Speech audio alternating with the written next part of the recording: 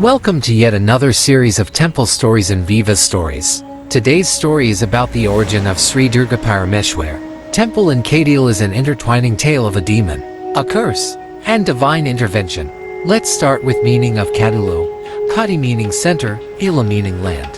When the demon Arunasura gained invincibility from Lord Brahma, making him immune to any two or four-legged creature, he caused a devastating drought on earth. Seeking a remedy, Sage Jabali asked the celestial cow Nandini for aid in a ritual, but her refusal led the furious sage to curse her to flow as a river on earth. Distraught, Nandini prayed to Goddess Durga, who promised to take birth as Nandini's daughter at her center and eventually free her from the curse.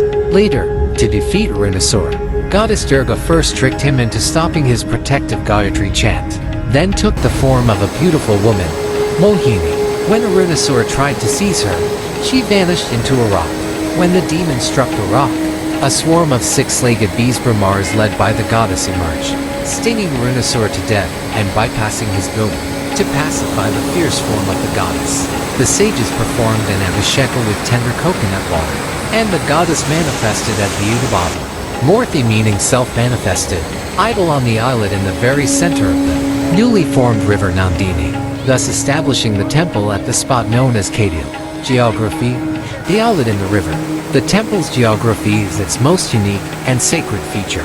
Directly linked to the core mythology, the temple is situated on a small river island, formed in the middle of the River Nandini. The river flows around the temple complex, creating a tranquil, scenic, and deeply spiritual environment.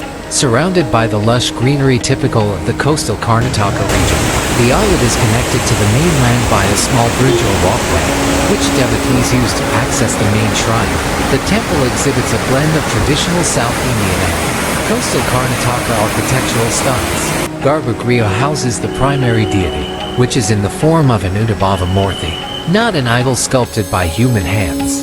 This Udhbhava linga is considered the embodiment of Goddess Durgaparameshwari, Brahma Sannidhi. The architecture follows the local tradition of Tulunadu by incorporating shrines for other deities within the complex, notably those for Lord Ganesha and Kshetrapala. The temple features a decorated entrance gate, although it may be less towering than the massive gopurams found in major Tamil Nadu temples. The sacred rock, an important element, is the rock near the entrance, often associated with the spot where the goddess disappeared and later emerged as the Bhramaras to kill Arunasura. This rock is worshipped as the fierce form of the goddess, Rakteshwari. The temple complex is not just a place of worship but a center for culture, notably being the headquarters for the Kateel Sri Durgaaparameshwari Yakshagana Dashavatar Mandali.